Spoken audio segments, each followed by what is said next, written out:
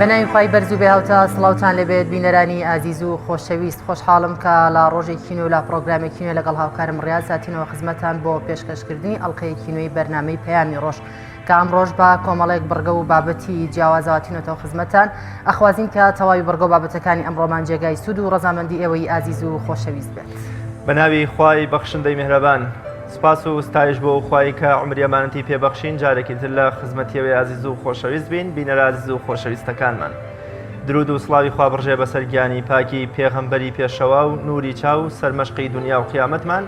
ئاراستەکارێکی دڵسۆز بەرەو گەشتن بە حەقیقەت و ڕەزامەندی خوا، حەزرەتی محەممەدی کوڕی عەبدوڵڵا سەلامی خوای لەسەر بێ. سڵاو و ڕێز و حورمەتیش بۆ ئێوەی ئازیز و خۆشەویست. تەوەری یەکەمی بەرنامەی پەیامی ڕۆژ قسەکردنە لەسەر بڵاوبوونەوەی تەفسیری نور کە لە چەند ڕۆژی ڕابردوودا کتێبخانەی کوردی و چاوی خوێنەرانی کورد ڕۆشن و ئاوەدان بوو بە دەرچوونی تەفسیرێکی گرنگ و دەوڵەمەند لە 6 بەرگی قەبارە گەورەدا کە ئەمەش مڵۆیەکی تری خستە سەر خەرمانی مفەسیرینی کورد، ڕەزا و ڕەحمەتی خوا لە مردووان و لەش ساقی و تەندروستیش بۆ زیندوان. تەوەری دووەمی بەرنامەکەمان قسەکردنە لەسەر کار و چالاکیەکانی ناوەندی کۆیەی ڕێکخراوی قوتابیانی کوردستان،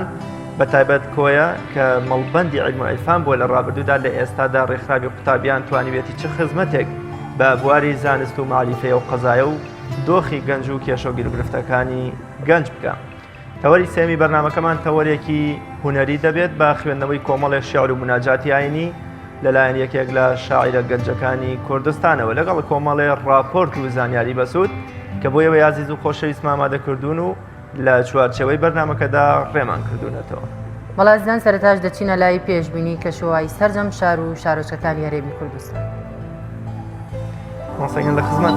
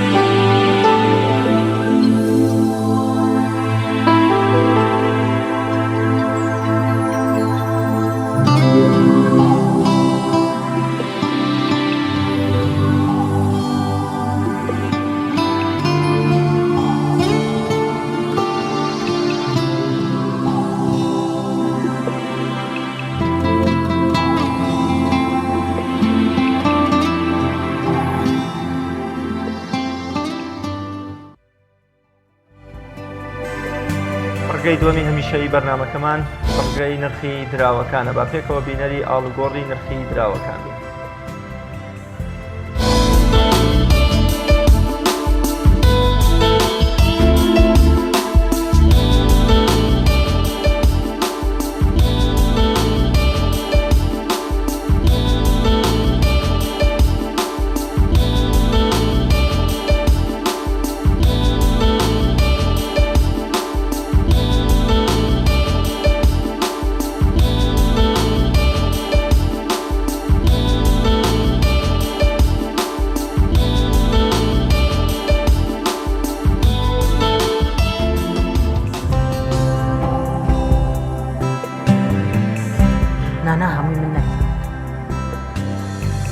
لە بڕگەی یادەوەریەکان دەچینە لای ئەو ڕوودا و مێژووە گرنگانەی کە لەم ڕۆدا ڕوویانداوە. فەرموون با پێکەوە بینەریان.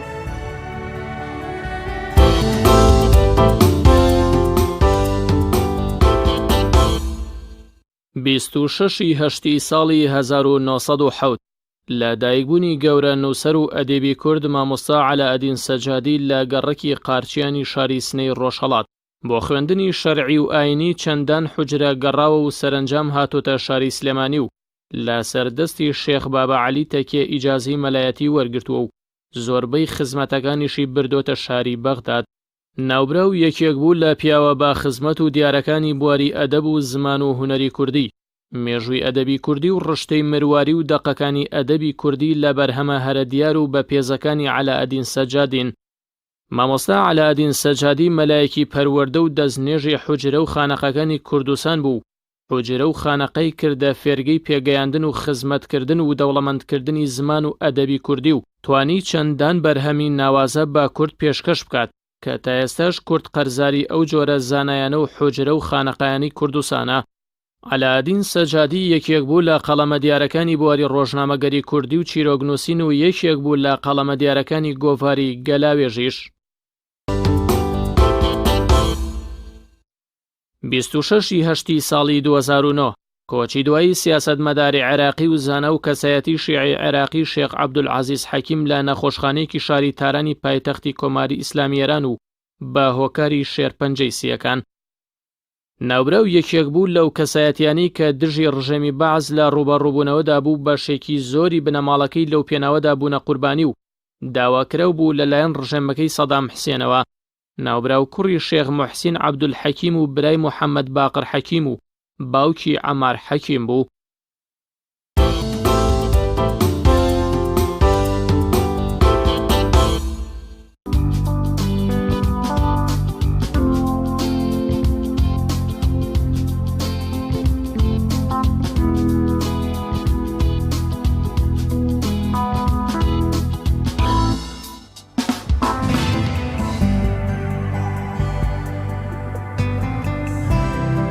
سڵاوتان لێ بە خۆشەویستان. کوردستان هەمیشە لانکەی پێگەیاندن و پەروەردەکردنی کۆمەڵێ زانا بووە. بەشێوەیەک لە شێوەکان هەموو نووسەر و زانایەکی کورد ویستویەتی لە دوو بواردا خزمەتی ئاینی پیرۆزی ئیسلام کە هەم لە نووسینی تەفسیر هەم لە نووسینی ژیاننامەی پێغەمبەری خوا صلی الله علیه وسلم کە الحەمدولله تا ئێستا نزیکەی 40 تەفسیر بە زمانی شیرینی کوردی لەلایەن زانایانی کوردەوە نووسراون و لە نێو کتێبخانەکاندا بوونیانەیە. لە ماوەی چەند ڕۆژی ڕابردوودا تەفسیرێکی گرنگتر کتێبخانەی کوردی و کتێبخانەی خوێنەرانی کوردی ڕۆشن کردەوە بە ناوی تەفسیری نور. جەبەڕێز مامۆستا عەبدوڵڵا محەممەد سەنگاوی خاوەن و نووسەری تەفسیری نورە و میوانداریمان کردووە بۆ قسەکردن لەسەر تەفسیرەکەی. مامۆستا گیان یاخوا بەخێر بێ و سپاس بۆ ئامادەبوون. توخوای گەورە پاداشتی بە خێرش بداتەوە پیرۆزبایی دەکەین بۆ دەرچوونی تەفسیری نورەوە. مامۆستا سەرەتا ئەپرسین تەفسیری نور بۆ قورئانی پیرۆز بۆچی ناوت لێ ناوە نور؟ پێشەکی الحمد لله رب العالمين والصلاة والسلام على أشرف المرسلين سيدنا ونبينا وقائدنا ومعلمنا محمد صلى الله عليه وسلم وعلى آله وأصحابه أجمعين ومن تبعهم بإحسان إلى يوم الدين. لپاش حمد و سنا و سپاس و ستایش بۆ خوای پەروەردگاری هەموو عالم، درود و بەزەیی و ڕەحمەتی فراوانی خوا بە سەرگیانی پاکی حەزرەتی محەممەد المستەفا صلی الله عليه وسلم. من جارێکم زۆر سپاسی خوای گەورە ئەکەم کە ئەمە خوای گەورە هیدایەتی دام و یارمەتی دام بۆ نووسینی تەفسیری قورئانی پیرۆز. جەنابیشتان پرسیارتان کرد هۆی چییە ناوە تەفسیری نور؟ تەفسیری نور طبعا نور خۆی یەکێکە لە ناوجوانەکانی خوای گەورە. الله نور السماوات والأرض وأشرقت الأرض بنور ربها. لروجي قيامتها ئەم بوونەوەری کە ئیسا هەیە نامێنێت کە نامێنێ سەرزەوی ئەو سەردەما خوای گەورە بە نوری خۆی ڕووناکی ئەکاتەوە. ئەمە نور لە قورئانە لە چەندەها شوێندا هاتووە. ئەوە یەک. و دووهەم قورئانیش هەر بە ناوی نور و هاتوون، قورئان خۆی بە ناوی نوریش هاتووە. جا لەبەر ئەوە منیش ناوە نور بەشک خوای گەورە یارمەتی ئێمەیش و خوێنەرانیشی بداتەوە بیکا بە نوری ناو دڵ و دەرونی ئەو کەسانی کەوا ئەی خوێندنەوە و ئەو کەسانی کە ئەی بیسن بەو هۆیەوە من ناوە نور. سەرکەوتوو ئینشاءڵڵا. مامۆستا ئەم تەفسیری بەڕێزت لە 6 بەرگ پێت هاتووە. چەند ساڵی پێ چووە کە ئەم تەفسیرت نووسیوەتەوە؟ بەڵێ 3 ساڵ و 3 مانگ و 18 ڕۆژ من خەریکی ئەم تەفسیرە بووم. ئەتوانم بڵێم لەوانەیە 18 ڕۆژەکەی بە ئەم لاولایەکە کاتەکانم لەوا سرە بنەکردوی ئەینا مستەمڵ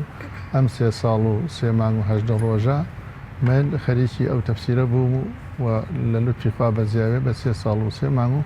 18 ڕۆژ تەواوم کردو و چەندەها بۆنە و چەندەها دەعوەت و چەندەها ئیش و کاری حتا زەروری خۆم بووە نەمکردووە لەبەر خاتری ئەوەی کە خوای گەورە یارمەتیم بدا و بتوانم زوو بە زوو پێش ئەوەی کەوا لە دنیا دەرچین ئەم تەفسیرەتەوە. زۆر باش مامۆستا لە ئێستادا وەک ئاماژەم پێکرد تفسيري مامۆستا مەلا عوسمان، تفسيري مامۆستا عەبدولکەریم دەڕیز، تفسيري مامۆستا ئەحمەدی کاکە مەحموود، تفسيري مامۆستا عەلی باپیر، تفسيري شێخ محەممەدی خاڵ و کۆمەڵێ تفسيری ترمان هەیە. زیادبوونی ئەم تفسیرەش جێگەی خۆشحاڵیە بۆ ئێمەی خوێنەر و بۆ ئێمەی موسڵمان و ئیسلام دۆستی کوردستان. بەڵام ئایا ئەم هەموو تفسیرە جیاوازە یەک لە جۆرێک بە دیدی نووسەرەکەی مفەسیرەکەی کراون بە کوردی ئایا هەمویان جێی خۆیان ئەگرن یا بەونە کامەی ئەو جێی کە تفسیرەکەی جەنابەت لە کتێبخانەی کوردیایی کرێ؟ ئەگەر ئێمە ئیسەکێ بەراوردی کتێبخانەی کوردی ئیسە بکەین لەگەڵ کتێبخانەکانی ساڵەکانی هەفتا، بەڵێ ئیسەکێ کتێبخانەی کوردی تا ڕادەیەکی زۆر پێشکەوتنێکی بەخۆی و بینیوە. بەڵام ئەگەر بگەڕێنەوە بە ساڵەکانی هەفتا ئەوەختە من فەقێ بووم، مامۆستایەک بوو بە ناوی مامۆستا مستەفای سەفوەت بە ڕەحمەت بێ ئەخوا، مامۆستا مستەفای سەفوەت. ئەو وەختە کتێبی کوردی کەم بوو، وازانم تەنامی جەنابی مامۆستا شەمحەمەی خاڵ بە ڕەحمەت بێ یەک جوزئی نووسی بوو لەو ساڵانە تەمەن لە ساڵەکانی هەفتا و سێ ئەوانە دەستی کرد بە تەفسیری خاڵ مامۆستا شەمحەمەی خاڵ. ئەو مامۆستا مستەفای سەفوەتە بە ڕەحمەت بێ مامۆستایەکی زۆر چاک بوو، بەخواوە ئەزانم لە خانەقایش بوو، ئیمام خەتیبی خانەقا بوو ئەو سەردەما. کتێبێک بوو بە ناوی ئێرشاد العیباد، ئەو کتێبە حەدیث بوو، مامۆستا کردی بە کوردی کە کردی بە کوردی بەڕاستی زۆر حەچی خەڵک پێ معجب بوو، چون کتێبی کوردی نەبوو بەو شێوانە کە کردی بە کوردی هەتا ڕسمێکی مبارەکی خۆی لێدا بوو و لە ژێر ڕسمەکەیشە ئەم شیعرەی نووسی بوو، نووسیبی با لە لاتان بێ وێنەی شێواوم تا لە یادتان بم نەمردم ماوە. جا ئەم کتێبە کە تەرجمەیش بوو، تەرجمەی ئێرشاد العیباد بوو، بەڕاستی مەلای ئەو سەردەما زۆر ئیسفادەی لێ ئەکرد وە شتێکی زۆر نایاب بوو. جامە بەسم لەوەی لەیرە کتێبخانەی ئیسەکێ ئەگەر بەراوردی بکەین لەگەڵ ساڵەکانی هەفتا، بەڵێ کتێبخانەی ئیسەکێ پێشکەوتنی بەخۆی وە دیوە. بەڵام لە هەمان کاتیشە ئەگەر بەراوردی بکەین بە کتێبخانەکانی دەور و بەرمان و عەرەب و فارس و تورک و ئەمانە هێشتر ئێمە هەر ماومانە پێش بکەوێت، ئەبێ ڕۆژ بە ڕۆژ زیاتر هەڵ بدەین. بەڵام لەگەڵ ئەوەیشا لەتفیخوا بەزیابێ کتێبخانەکانی کوردی ئەبینی زانایان و مامۆستایان و نووسەران لە هەموو بوارەکانە دەستیان هەیە، سێرێکە لە بواری ئەدەبا هەیەە، لە بواری مێژووە هەیەە، لە بواری حەدیسە هەیەە، لە بواری فقه هەیەە،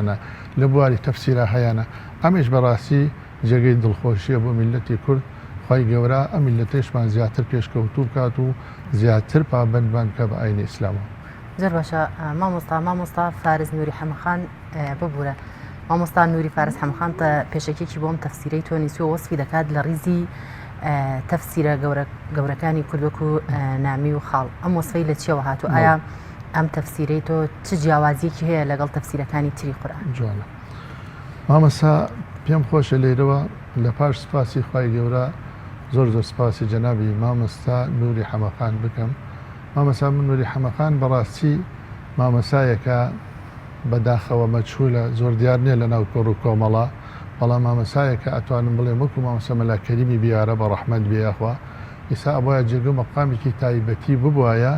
مامۆسایان و بە تایبەتی تەلەبە دکتۆرەکانە منە بینم حتا ئەوانەی کە تەلەبەی دکتۆرانە چن لە ماڵەوە لای مامۆسای ئیسفادەکەن و ئەخوێنن. مامۆسایەکی ئاو هەیە و لە هەمان کاتە چەندێک لە ڕووی عیلم و زانیاری و شتی زۆری پێیە، هەرچی گیانی شەپڕە لە ئیخلاس دایم خەریکی تەشجیعکردنی خەڵکە بۆ کاری چاکە. یەکێ لە شتەکانی مامۆسا ئەتوانم بڵێم ئەوە بێکەوە ئێمە و خەڵکانی تریشی تەشجیع کردو بۆ ئەوەی کەوا پێمانە بیخینە سەر کاغەز ئینشاءالله. ئەمە یەک باسی جیاوازیت کرد جەنابتان کەوا جیاوازی چییە؟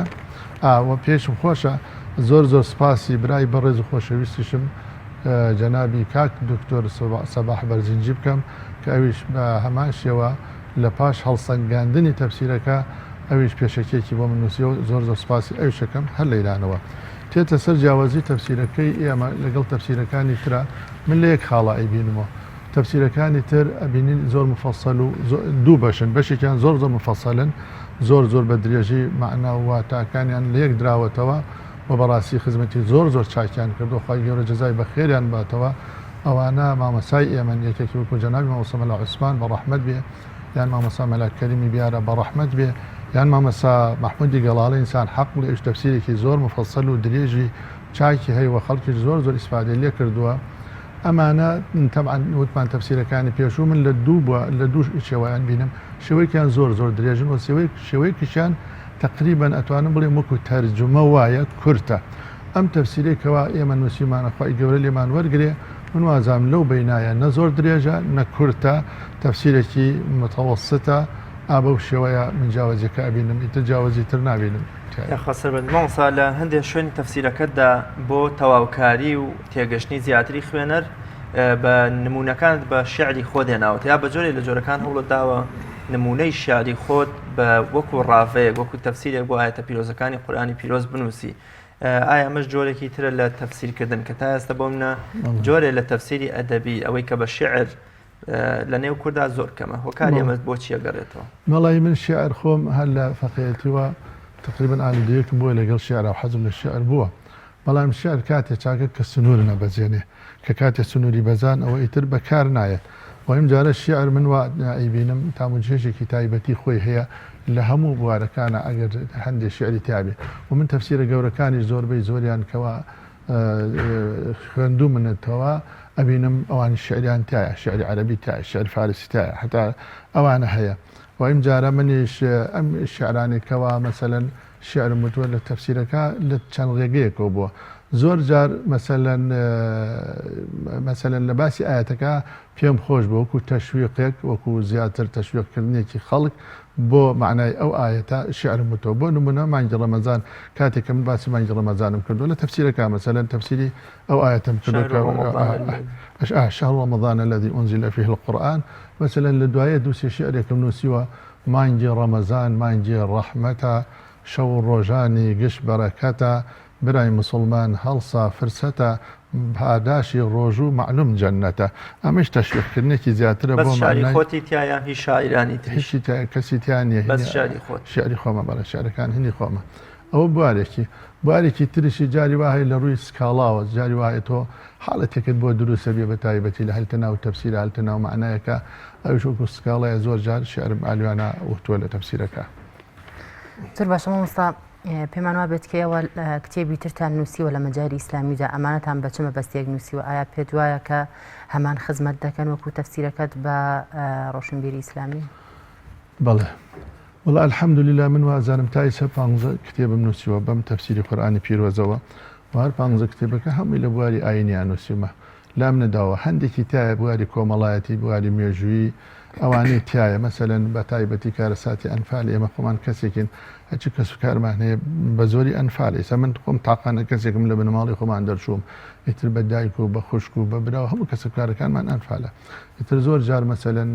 لە کتێبەکانە بە تایبەتی کتێبێکم هەیە بە ناوی کەڵقەی دەروون ئەوە هەمووی هەر شعرە ئەوە زۆر شعرەکانم زۆربەی زۆری لەسەر کارەساتی ئەنفالە وە لەسەر کارەساتی ئەنفال و زوڵمی زاڵمەکان و ئاو شتانەیە تر لەو بارانە من کتێبەکانم ئەوەی ئەمجار الحەمدولله مەسەلەن ئێستا من چەند کتێبێک شمەیە تا ئێستا چەندەها جار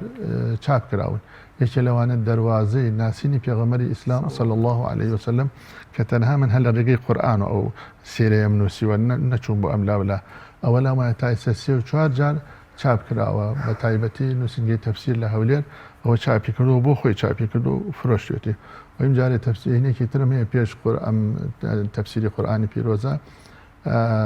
ئەو ئاەتانی کە بە هۆکارێکە دابەزیوە ئەسباب النزول ئەوش لە دوو بەرگا مەسەلەن چاپ کراوە الحەمدولله وازام ئەوش یەک دوو جارێ چاپ کراوە تەجویدێکم نووسیوە لە لوتفی خوا بەزیاوێت تا ئێسێکێ 14 کڕەت چاپ کراوە تقریبا ڕێگەیە 100,000 نسخەیەکی لێ دەرچووی لەم 14 کڕەتە چکم جاری 5,000 و 6,000 و 7,000 و کەمتر و زیاتر و حتا هەر و پێران وان بیست کە لە زان کوێی سلێمانی کراوە بە منهەج لە لوتفی خوا بەجیاوێ ئیتر ئەوانە لەو کتێبەکانی من هەمووی لەبارەی ئاینیوەیە تەنها هەندێکیان هەیە وەکو مێژوو و کۆمەڵایەتی ئەوانش تایە مامۆستا بەڕێزت وەکو مفەسیرێک چه ئامۆژگاریەکت هەیە بۆ ئەوانەی کە تەفسیری قورئان دەنووسنەوە یان ئەوانەی کە تەفسیرە جیاوازەکان دەخوێنەوە پێویستە چۆن مامەڵەیان لەگەڵ بکەن؟ وەڵام من خۆم بەشیای ئەوە نازانم ئامۆژگاری مفەسیر بکەم ئەوانە هەموو مامۆستا و برای گەورە و مامۆستای ئێمە خۆی گەورە مۆفەقیان کاتەوە بەڵام ئەوەی کە من بە پێویستی ئەزانم یەکەم بۆ خۆشم و دووهەم بۆ سەرجەم نووسەران و خوێنەرانی قورئانی پیرۆز و حەدیسی پێغەمبەر صلی الله عليه وسلم ئێمە هەوڵ بدەین ئەگەر شتێک کە نووسی بێتمان پێی بایی نەبین خۆمانی ینی خۆمان لە خۆمان بایی نەبین بەهۆی ئەوە کە کتێبمان نووسیەوە یان ئێمە نووسەرین یان ئەمانە هەرچیمان کرد بێ پێش نووسینەکەمان خۆمان یەک لایکەینەوە دڵی خۆمان تەسبیەکەین کە ئەو کارە ئەیکەین مەقسەدمان ڕزابوونی خوا بێ من هەموو وەختی حتا قسەی شەکەم ئەمە بۆ ئەستەغفر الله خۆپەسەنی نییە و بۆ ئەوەی پێویستم پێ هەیە داوا کەمەڵم یا رب العالمین خوایە بۆ کار و کردار و وتن و نووسینێک یارمەتی بدەیت کە ڕزابوونی خۆی تیاابێ جا واجبە لەسەر هەموو ئەو کەسانی کە نووسەرن یەکەم نووسینەکان ئینشاءالله پێش ئەوەی کەوابی نووسن مەقسەدیان ڕزابوونی خوابێت و لە هەمان کاتا پێشی بایی نەبن مەسەرەن بۆ نمونە حەزەتی سولێمان حەزەتی سولێمان ئەو پێغەمبەرە عەزیمەیە ئیتر خوای گەورە تەیر و توور و دنیا و هەوا و هەموو شتەکانی بۆ مسەخر کردووە لە ژێر دەسیایەتی لە دوای ئەوە کەوا ئەبیسێت پاشایەکەیە ئافرەتێکەوە پاشایەتی وڵاتێکە کات و ئەمانە مەسەلەن ئەوێ ئەو پاشا بێری بۆ ئەوێنی ئەڵێ قال عفريت من الجن أنا آتك به قبل أن تقوم من مقامك وإني عليه لقوي أمين هيك الجن كان دور بشتي أو طبعا هم مسخر ولا جلسة الله بحزت سليمان الله من أتوانم استتيا بيش أو اللي جاك كي خوت خلصي بخوي وعرشكي أو هنا ببيانم باشايات ببيانم هيك تريان الله قال الذي عنده علم من الكتاب أنا آتك به قبل أن يرتد طرفك فلما رآه مستقرا عنده قال هذا من فضل ربي ليبلوني أأشكر أم أكفر حديث سليمان شي عليه يكتريان وتي من أتوانم بيج لتشاوتروكاني كابود بينم جاء عليه سيدك الحديث سليمان سيدك بخوي وتخت وعرشك بوي هناوه لو وقت قال خوي باي بيبلي آوها أم حديث سليمان شي فرمي قال هذا من فضل ربي براسي أأمل لفضل خواوية ليبلوني أأشكر أم أكفر خوا من تاقي أكاتو بزاني من سباسي أكم يا الناس سباس گزارم جا كوابو من بسم ليرا أبوي برسارك جنابتان فرموتان من درباري مفسرين توشيت هي بويان نك مفسرين همو كسل له هر بواريكا هر كاريك أكا باخوي لباينا بهمهني خوايا خواي قورة هدايتك لا يخوايا إنا هديناه سبيلا إما شاكرا وإما كفورا خواي قورة فرمي إما يارمتتان أدين لسرقا شاكر كان هل يارمتتان أدين خرابش كان هل يارمتتان أدين يعني كردوا كان لإيامي بلام يارمتتان لخوايا ونمونا بريزتان هلسن بچن مزقوتي دروس كان خواي قورة دستن ناقري بلين ميكد هدايات دادا مزگەوتەکە دروستکەی هەر خۆتیش بچۆ مزگەوتەکە بڕوخێنە خوا دەست ناگرێ بڵێ مای ڕوخێنە هدايات دادا بچۆ بیش ڕوخێنە کەوا بوو کردەوەکە لە ئێمەیە بەڵام ئەسڵی هداياتەکە لای خوایە ئێمەش هەوڵ بدەین ئەو هداياتە لای خوا بە شێوەیە لە خۆمانە ئینشاءڵڵا بەرجەستەیکەین کە جێگەی ڕزابوونی خۆی زۆر باش مامۆستا لەگەڵ ئەو جەنجاڵی تۆڕە کۆمەڵایەتیەکان و هێرشی تەکنەلۆژیا بە شێوەیەکی گشتی و تۆڕە کۆمەڵایەتیەکان و بە جۆرە جۆرەکان کاڵبوونەوەی خوێنەرێتی لای خوێنەر بوونی ئەم جۆرە نووسینانە ئەم جۆرە کتێبانە چه بایەخێکیان هەیە بۆ نێو کتێبخانەی گوتی لە کاتێکە خەڵکێک پێی وایە کە من مادام ئینتەرنێتێکی زۆر لە بەردەستمایە بە یەک کلیک هەزارەها کتێبە توانم داونلۆد بکەم سەی جەنابتان لەبارەی ئەمەوە چیەوە کێن ئەوانەی کە لەم سەردەمەدا دەتوان تەفسیرەکان بخوێننەوە باڵێ وڵا دەربارەی ئەنتەرنێت من وا ئەزانم سەرچاوی ئەنتەرنێت کتێبەکانە بێگومان ئەگەر کتێب لەوێ ئەنتەرنێت چی دەکە وانە کەوا بوو هەرچەندێ مەسەلەن زروفەکە لە پێشکەوت نابێ و ئەنتەرنێت و ئەم شتانی کە ئیسەکیانە هەیە ئللا پێویستیان بەو شتانەیە کەوا پێشتر بووە سەرچاوی ئەنتەرنێت وەکووتمان کتێبەکانە بۆ نمونە ئەگەر ئیسەکیانێ لەم ئاسەدا قەرارێ دەرچێ بڵێن لە سەران سەری دنیادا ئیتر نابێ نووسین بکرێ ئەنتەرنێت چیەکە تەنها هەر ئەوانە دووبارە کات و کەوا پێشتر بوویەتی کەوا بوو لەگەڵ بوونی ئەنتەرنێتە ئللا نووسین هەر پێویستە چونکەم ئەنتەرنێت پێویستی بۆ نووسینانە هەیە ئیتر تەفسیر بێ لە هەموو وەرەکانە ئەوانە بێ کەوا بوو ئەنتەرنێت هەرچەنە پێشکەوێ پێویستی بە نووسین هەیە پێویستی ینی زادەی ئەنتەرنێت خۆراکی ئەنتەرنێت ئەم نووسینانەیە ئەیناتۆ ئەنتەرنێتدانی ئەگەر خۆراکەکە کتێبەکان نەبێ و نووسەرەکان نەبێ و ئەمانە نەبێ ئەنتەرنێت چیەکە من بەلای منەوە ئاو هایە ئیتن پرسیارەکەی تر جەناب چی بوو؟ هەر ئەوەندە کە مەبەستمەوەی ئەگەر خوێنەر لەم سەردەمی جەنجاڵی تۆڕە کۆمەڵایەتیەکان و فەیسبوک و ئینتەرنێتەدا ئایا ئەم جۆرە کتێبانە هیچ بایەخێکیان هەیە؟ زۆریان هەیە الحەمدولله. ئێستا من سەیرەکەم تەمان من خۆم لا يزال تا ئێستا فەیسبوک شتم نییە حەسم لێ نییە، بەڵام لە ڕووی مەسەلەن ڤایبەر و ئەو شتەکانی ترەوە هەنم هەیشتا ئەوش ڕاینم بەشێکی زۆر دابەجێنێ ئەبینم لەخوا بەجیاوی هەرچەنێ بەداخەوە شتی زۆر زۆر ناقۆڵاو نالەبار بڵاو ئەکرێتەوە، شتی خراپ بڵاو ئەکرێتەوە بەڕاستی دەگە ئەدا زەرەرەدا لە ئەخلاق و خۆ ڕەوشتی ئەم میلەتە، بەڵام شان بەشانی ئەوەیش لەخوا بەجیاوی شتی زۆر زۆر باش و چاک بڵاو ئەبێتەوە، ئەوەیش ئەبێتە هۆی سوود و قازان بۆ میلەتەکەمان. بەڵێ زۆر سپاس بۆ بەڕێز مامۆستا عەبدوڵڵا محەممەد سەنگاوی نووسەری تەفسیری نور، زۆر سپاس بۆ ئامادەبوونت بە هیوای سەرکەوتن. پاداشتی بەخێردا انشاءالله. سپاسانەکەین خاوێنی ئێوە زیاکە و وەکو وتیشمان خوای گەورە هەموو لایەکمان بۆ کار و کردەوەی یارمەتی بدات کە ڕەزابوونی خۆیتیابێ انشاءالله. ئیتر من ئەگەر کەم و کوتێکش لە وەڵامەکانە بێ خۆتان پێ وڵە بینەرانی عزیز و خۆشەویست باش ناوبڕێک دەگەڕینەوە وڵاتان و بەردەوام دەرین لەگەڵ تۆپ ئارت تاکە بریکاری تۆڕی میدیایی کۆمەڵ بۆ دروستکردن و بڵاوکردنەوەی ڕیکلام. تۆپ ئارت. ئایا تا ئێستا بیرت لەوە کردوتەوە کە ئینتەرنێتێکی بێسنوور بەکاربێنی یان بیرت لەوە کردوتەوە کە بۆ هەفتەیەک یان 2 هەفتە ئینتەرنێتی بێسنوور بەکاربێنی؟ سەرەڕای هەموو ئەمانە تا ئێستا بیرت لەوە کردوتەوە کە بۆ یاری ئەلکترۆنیەکان ئینتەرنێتی بێسنوور بەکاربێنی؟ بێگومان نەخێر، فانسی نێت هەموو ئەم کێشانەت بۆ چارەسەر دەکات. تۆش دەتوانیت بۆ ماوەی هەفتەیەک یان 2 هەفتە یان مانگێک بەردەوام بێسنوور لەگەڵمان بیت. ئێستا خزمەتگوزاریەکانمان لەم شوێنانە بەردەستە: سلەیمانی، شارباژێر، شارە زوور، هەڵەبجە، سەی سادق، عربەت، پێنجوێن، بازیان، تاسڵوجە و زرگوێز. فانسی نێت، هەمیشە ئینتەرنێتی بێسنوور. کارگەی شربەتی خاڵقی، گیرەوەی خاڵقی بە تامەکانی پرتەقاڵ، مێوەژ، هەنار، لیمۆ و مۆز و ئەنەناس بەرهەم دەهێنرێت. تەواوی تامە سروشتیەکانی شربەتی خاڵقی وێنەی باخێکی پڕمیوەیە. کارگەی شربەتی خاڵقی لەگەڵ 24 ساڵ ئەزمون و بەتامی سروشتی. ناونیشان سلێمانی ناوچەی پیشەسازی 2 پشت ئەلبیستەکە. کارگەی شربەتی خاڵقی. کارگەی ئاسمان. کارگەی ئاسمان بۆ بەرهەمهێنانی نایلۆن و سفرەی سەفەری لە کوردستان. سفرەی ئاسمان لە خەمی تەندروستی هەمواندایە. سفرەی ئاسمان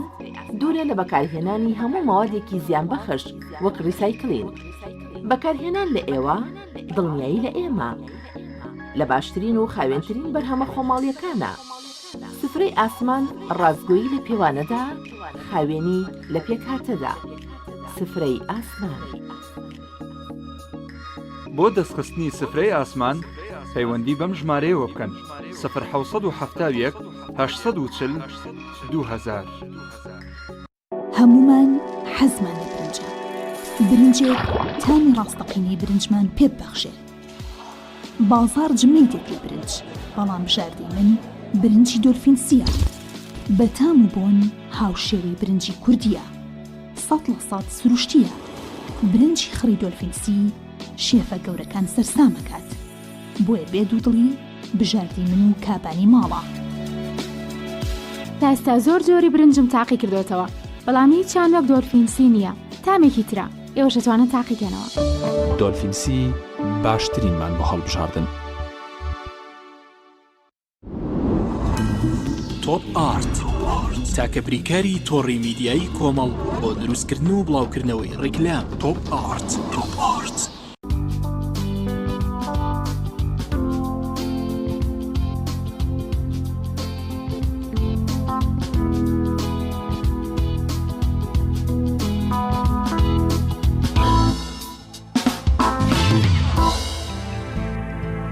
بەڵێ بینەرانی عزیز و خۆشەویست، پەیامنێرمان ئیمران ئەمیری لە کۆیەوە راپۆرتێکی بۆ ئامادەکردوین لەسەر کار و چالاکیەکانی ناوەندی کۆی ڕێکخراوی و قوتابیانی کوردستان. فەرموون با پێکەوە بینەرێت.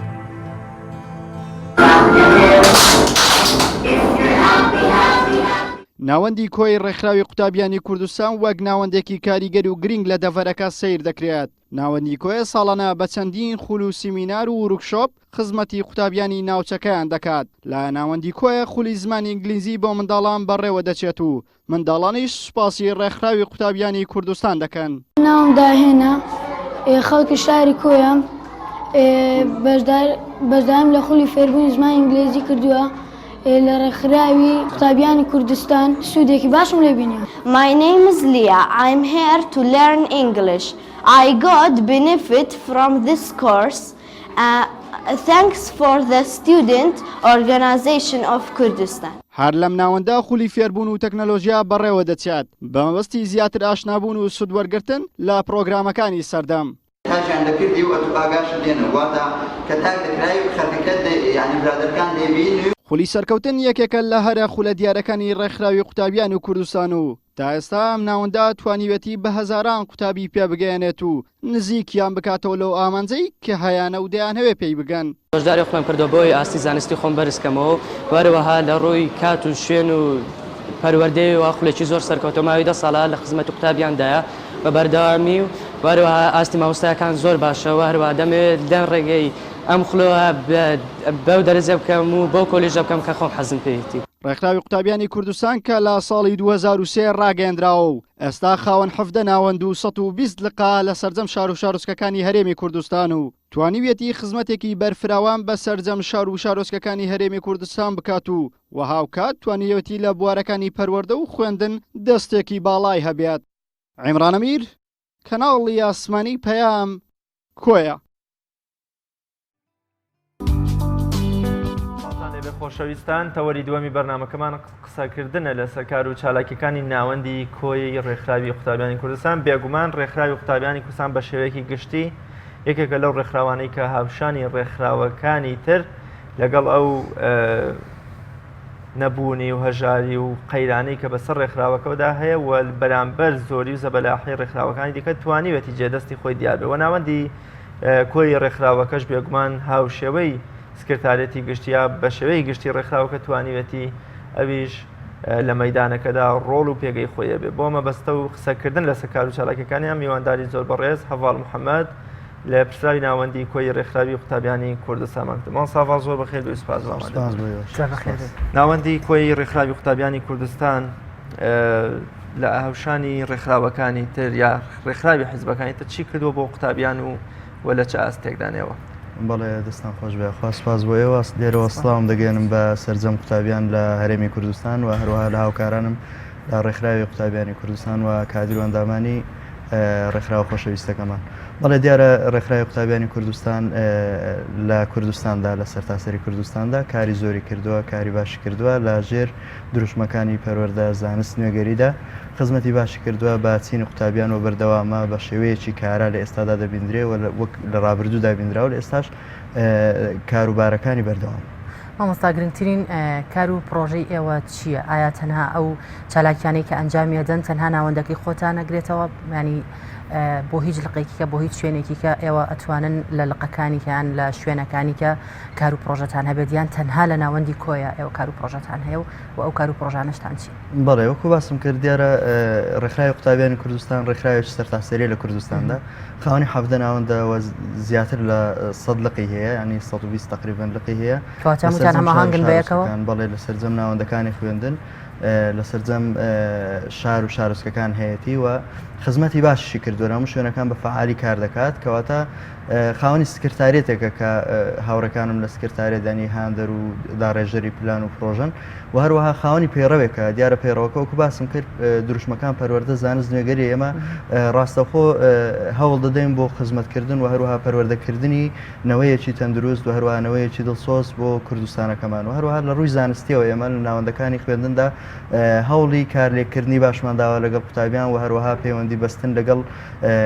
زانکۆکانی کوردستان و هەروەها لەگەڵ پەروەردەکانی کوردستان لەگەڵ وەزارەتی پەروەردە بۆی کە بتوانین بە باشترین و چاکترین شێوە ئێمە خزمەت بکەین و هەروەها بەبێ جیاوازیکردن لا بینی هیچ ڕەگەز و ئایدیا و بیر و بۆچوونێک یان هیچ بیر و بۆچینێکی سیاسی ئەو شتە لە لای ئێمە نییە ینی زۆر جار هەیە ینی دەبینین خەڵکی لە لای ئێمە سوود دەبینێت لە خولەکانمان لە کارەکانمان لە پرۆژەکانمان خەڵکێکە لەوانەیە غیری مسلمانیش بیانی گرنگەوەی ئەمە بۆ تەواوی خەڵکی کوردستان کار دەکەین بەبێ باسکردن یان گرنگجیدان بە بیرکردنەوە و هەروەها مەسەوی هیچ مەسە و ئاینیش لەم هاوینەدا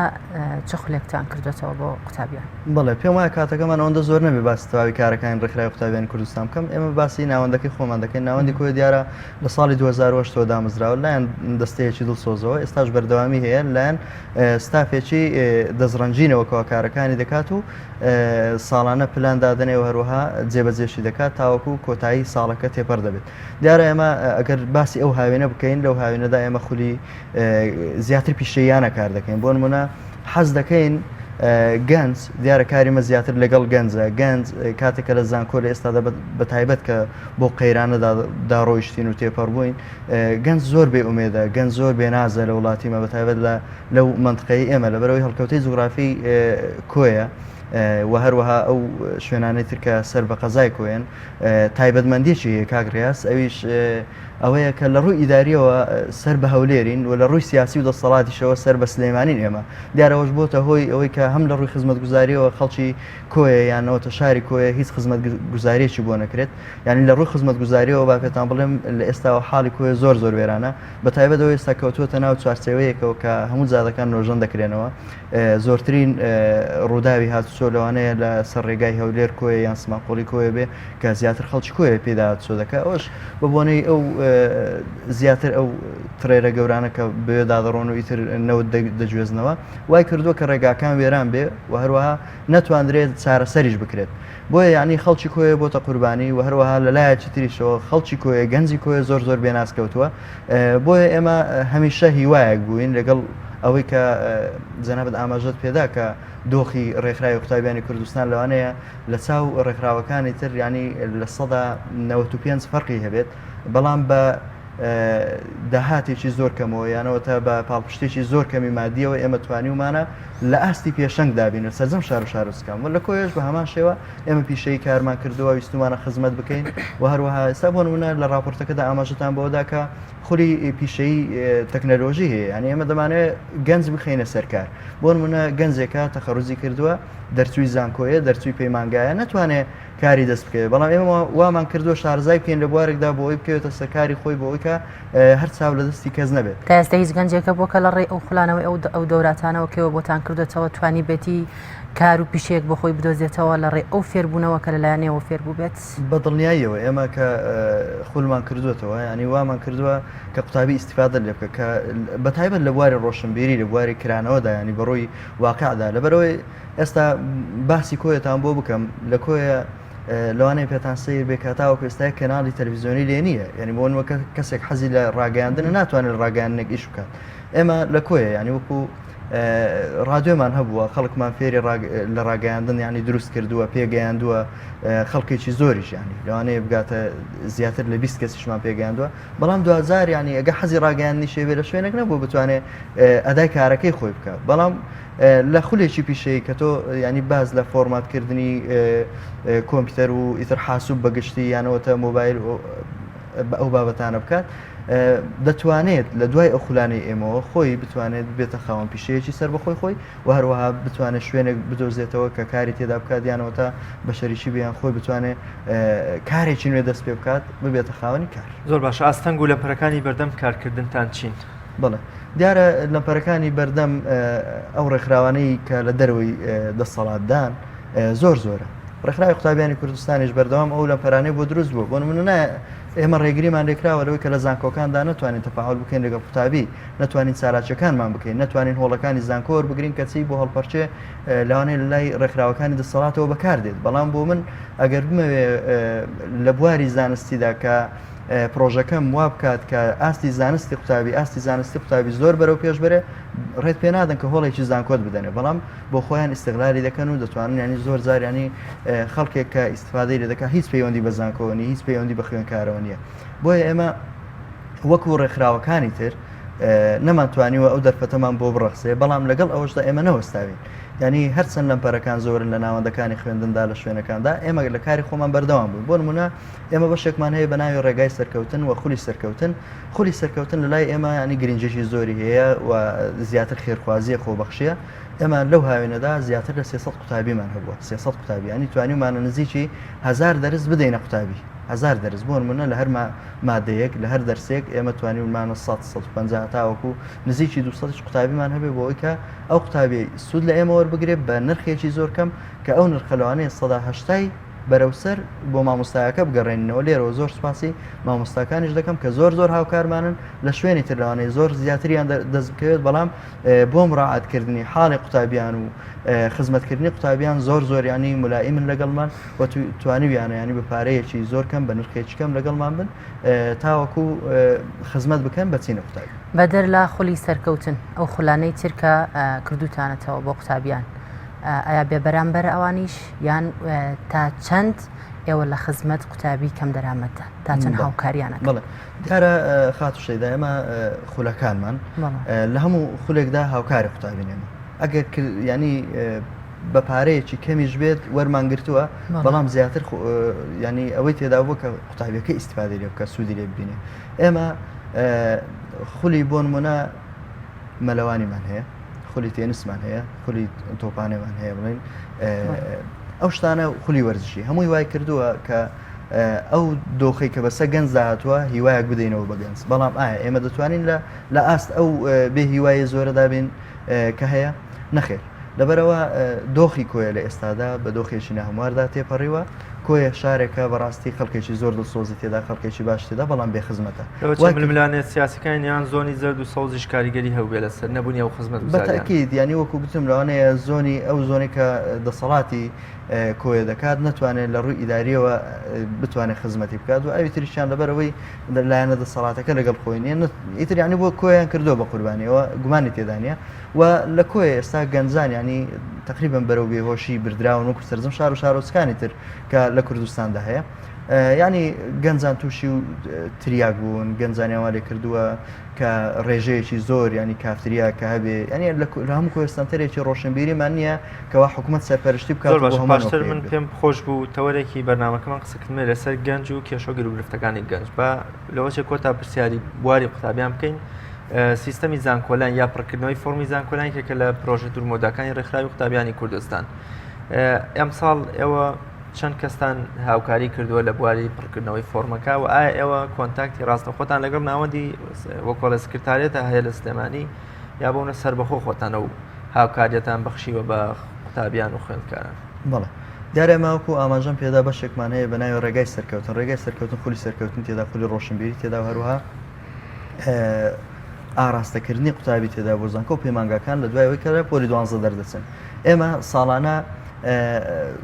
ینی بۆن من لە شارێکی وەک کۆیەکە دەتوانین بڵێن زۆر محدودە ڕێژەی دانیشتوانی ئەوەندەنی ڕێژەی پۆلی 12 نیە ئەوەندەنیە بۆ شێوازنیە بەڵام ئێمە زیاتر لە 300 فۆرمی قوتابیانمان پڕ کردوتەوە زیاتر لە 300 فۆرم و هەروەها لەوانەیە هاوکاری 500 کەس ببین بەگشتی ینی ساڵانە ینی خزمەتێکی ئەو زۆرمان کردو بەڵام لەگەڵ ئەوەشدا ئێمە شتێکمان کردو کاک ڕاستکە لە شوێنی تر ئێستا ینی لە کۆمپانیەکانی تر لە ڕێکخراوەکانی تر وایە کە بۆتە شتێکی بازرگانی بەڵام لەلای ئێمە بێ بەرامبەر بووە تا ئێستا بەبێ بەرامبەر ئێمە فۆرمان پڕکردێتەوە بۆ قوتابیان و هەروەها ینی ئەو کەسێک کە زۆر ئاراستی بیرکردنەوەی لەگەڵ ئێمە جیایە ینی ستایشی ئێمەی کردویان باسیەوە کرد وڵای ئێمە خراپین نەک ئێوە خراپ بن ینی زۆر ینی چالاکیەکەی بە هەند وەرگرتووە ئێمەش زۆر بەلامانەوە گرنگ بووە لەسەر ئەو ڕێوازی خۆمان بەردەوام دەبین بۆی کە بتوانین خزمەتی زیاتر قوتابیان بکەین زیاتر ببینە هۆکارێک بۆ ئەوەی قوتابیان جارێکتریانی بیرەوە بکەنەوە ینی بە بەرچاویان دابێت کە خەڵکێکەیە دەیوێت خزمەت کات خەڵکێکەیە دەیوێت بەبێ بە هیچ بەرژەوەندیەک یارمەتی و قوتابی بدا بەبێ ئەوەی کە تەنها تاکە ئامانجیەوە بێت کە تاکێکی باش تاکێکی بەسوود تاکێکی دڵسۆز بۆ نیشتیمانەکەمان بەرهەم بێت زۆر باشە مامۆستا هەڤاڵ لە ڕووی شوێنەوە بوونی هۆڵ ئێوە شوێنێکی وا گونجاوتانەیە یان هۆڵی وا گەورەتان هەیە کە بتوانن لە هاوینەکاندا یان ساڵانە قوتابێکی زۆر وەربگرن یان ئایا ئێوە تا بەپێی ژمارە و ڕێژە تا چەند قوتابی ئەتوانن وەربگرن کە خۆلیان بۆ بکەنەوە هاوکاریان بکەن بڵێ دیارە ئێمە لەبەرەوەی هەتاوەکو ئێستا لە بینای کرێدان ینی ماگانە کرێدەدەین نەمانتوانیوە بە باشی و بە چاچی بتوانین خەڵکی زیاتر لەخۆ بگرین بەڵام هوەری ئیدارەدان شتێکە لەوانەیە بتوانێت زۆر ڕێگای دوورت بۆ نزیک بکاتەوە ئێمە شتوانی ومانە ینی نزیکی 400 قوتابی لەم ساڵدا 400 قوتابی یان زیاتر ئێمە بتوانین لە بینای 400 متریدا ئیدارە بدەین و هەروەها ینی خزمەتیان بکەین لە خولی سەرکەوتنی ئێمەدا کاک ڕاز تقریبا 15 پۆلمان هەیە 15 پۆلدا بەشمان کردەوە بەسەر 15 پۆلدا ئەو 15 پۆلە ڕۆژانە دەرز دەخوێنن و هەفتانە دەرز دەخوێنن بە شێوازێکی زۆر منەظەم لەگەڵەوەی ئێمە فیدباک دەکەین ینی ڕاپرسی دەکەین لەسەر کارەکانمان دیارە 190 بەرەوسەری کارەکانمان زۆر زۆر لەجێی خۆیەتی و هەروەها قوتابیەکان بەدڵیانە ئێمەش ئەومان دەوێت و سەدا دەیتریش ئیش دەکەین ئەو چەند خولەکەی کە لە بەرنامەکانماوە پێمان خۆشە باسی ڕەوشی گەنج بکەین یا ئەو کێشەوەگیر و گرفتانی کە جەنابەت ئاماژت بە هەندێشتی ترسناک و ناومێدکارانە کرد لە کۆیەدا کە خەڵکێکی نابەرپرس دەیەوێت گەنج بەرواقارێکی خراپ بەرە زیادبوونی نێرگەلەخانەکان زیادبوونی کەسانی ئالوودە بە مادەوەژبەرەکان ئەمە هەڕەشەیەکە بۆ سەر ئاسایشی کۆمەڵایەتی و خێزان و کۆمەڵگە پێمان خۆشە ئێوە وەکو قوتابیان هەرچەندە لەوەچێ ئامانجتان بریتی بە لە بەرزکردنەوەی ئاستی زانستی و معریفی خوێندن بەڵام پەروەردەش بەشێکە لە دروشمەکەتان ئایا ئێوە چیتان کردو بۆ گەنج چۆن هەوڵەدەن ببنە لانکەیەک بۆ پاراستنی گەنج لەو هەموو هێرشە ناڕەوایی کە دەکرێتە سەر گەنج بڵێ دەرە کاکرێز نەک هەرکۆیە بە تەواوی کوردستان و ئێستادا پێم وایە لە ئاشتی کۆمەڵایەتی ژمارەی مزگەوتەکانی سلێمانی لە ژمارەی نێرگەلخانەکان کەمترە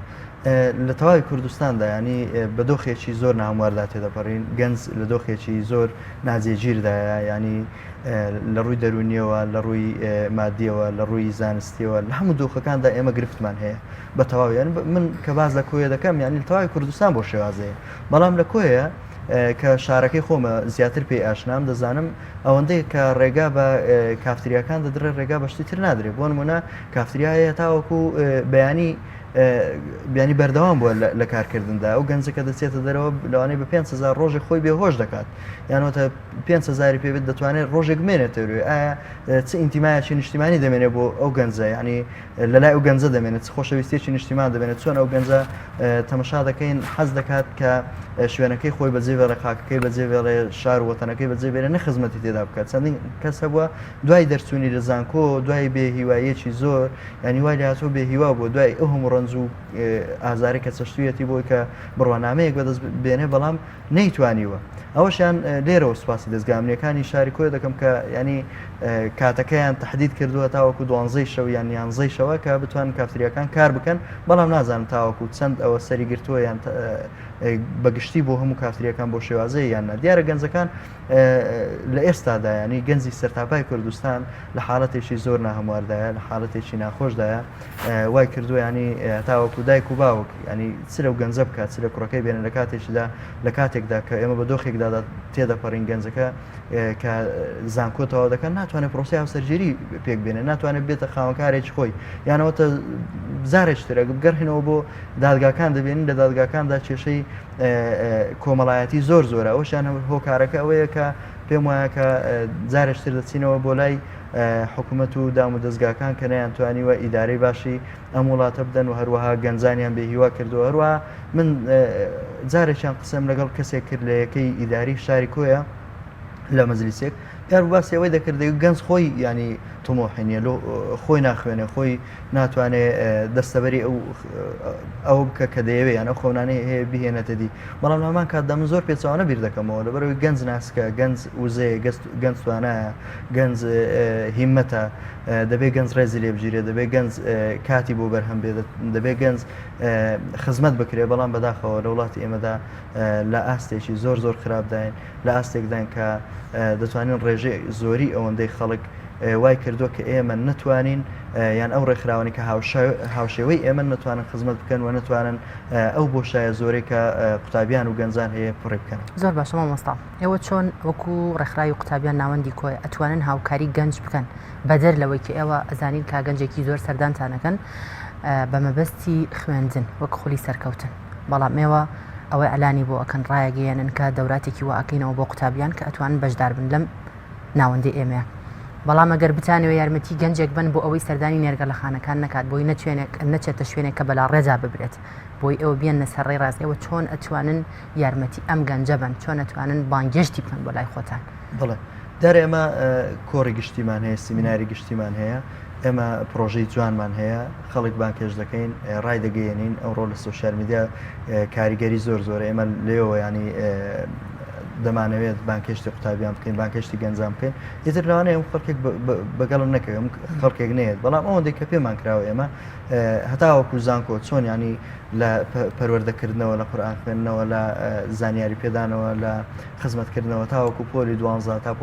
لە پۆلەکانی تر بۆ پۆلی 12 دواتر ئاراستەکردنی بۆ زانکۆ ئێمە پەیوەندیمان لەگەڵ گەنج ناپچڕێنین بەڵام وەک ئاماژەم پێکرد ئەو لەم پەرانەی کە لە بەردەمی ئێمەدایە تاوەکو ئێستا کە زانکۆکان بە هیچ شێوازێک بە ئاشکرا یان ئەوە تا نەک بە ئاشکرا ینی ڕێمان پێ نادرێتەوە ئێمە خزمەتی تێدا بکەین بە شێوازێک کە بتوانین هەموو قوتابیان لێمان سوودمەند بن ئەوەی کە بۆ خەڵکێکی تر هەیە یعنی دەتوانێت خەڵکێکی تر دەتوانێت خزمەت بکات یانەوە تا دەرگای بۆ واڵاکراوە بۆ ئێمە نەکراوە دەنا ئێمە پرۆژەی زۆر باشترمان پێەیە ئێمە دەتوانین خزمەت بکەین هەم ئەوە تا بتوانێت خزمەتکار و پاکەرەوەیەک بین لە زانکۆکاندا لە ناوەندەکانی خوێندندا خزمەتی قوتابی بکەین خزمەتی مامۆستا بکەین خزمەتی ناوەندەکانی خوێندن بکەین بەڵام وەکو گوتم لەم پەرەکان زۆرن نەمانتوانین هەتاوەکو ئێستا بۆ شێوازەی کە دەمانەوێت ئەوەندەی کە کراویشە ئیتر جێگای ڕەزامەندی مامۆستایان بۆ هەروەها قوتابیان بۆ خانەوادەکان سەرکەوتوو بن ئینشاڵڵا زۆر سپاس بۆ بەڕێز مامۆستا هەڤاڵ محەممەد بەرپرسی ناوەندی کۆی ڕێکخراوی قوتابیانی کوردستان زۆر سپاس بۆ ئامادەبوون زۆر بەخێر بێت. بەڵێزان و خۆشەویستان لە چەند دوو ڕۆژی ڕابردوودا زانکۆ و دەستنووسخانەی سۆران کۆنفرانسێکی دوو ڕۆژی بۆ ئێبن ئادەمی باڵەکی سازدا با پێکەوە بینەری راپۆرتێکی هاوکارمان ئازاد ئۆمەراوەیی بین کە لە نێو کۆنفرانسەکەەوە بۆی ئامادەکرد.